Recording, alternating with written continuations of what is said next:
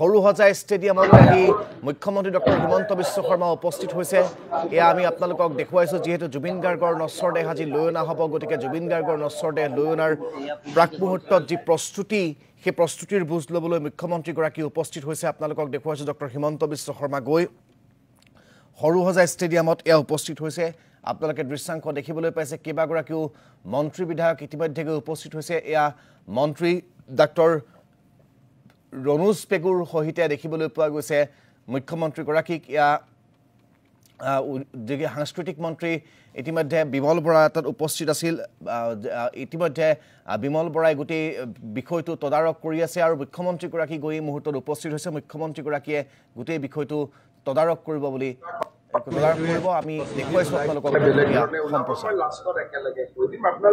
অকণমান অন্যদিনা ৰিকুৱেষ্ট নকৰো আজি ৰিকুৱেষ্ট কৰিছো অলপ হয় মুখ্যমন্ত্ৰীগৰাকীয়ে কৈছে কেন্দ্ৰীয় মন্ত্ৰী পবিত্ৰ মাৰ্ঘেৰিটাক দেখিবলৈ পোৱা গৈছে মুখ্যমন্ত্ৰীগৰাকীৰ সৈতে মন্ত্ৰী ডক্টৰ ৰণোজ পেগুক দেখিবলৈ পোৱা গৈছে আৰু সংবাদ মাধ্যমক অকণমান সময় অপেক্ষা কৰিবৰ বাবে মুখ্যমন্ত্ৰীগৰাকীয়ে অনুৰোধ জনাইছে আৰু মাত্ৰ কেইটামান মুহূৰ্তৰ পিছতেই মুখ্যমন্ত্ৰীগৰাকীয়ে সংবাদ মাধ্যমক সম্বোধন কৰি গোটেই বিষয়টো সন্দৰ্ভত বিস্তৃত তথ্য আগবঢ়াব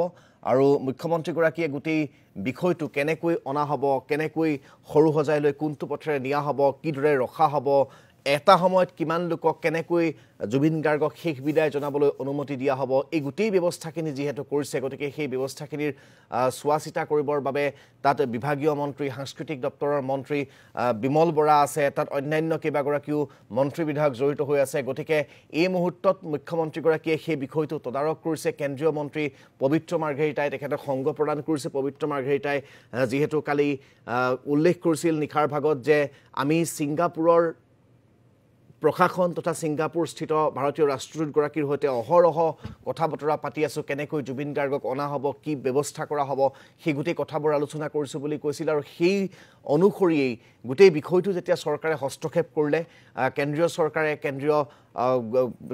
বৈদেশিক মন্ত্ৰালয়ে গোটেই বিষয়টো যেতিয়া হস্তক্ষেপ কৰিলে তেতিয়া গোটেই প্ৰক্ৰিয়াটো যথেষ্ট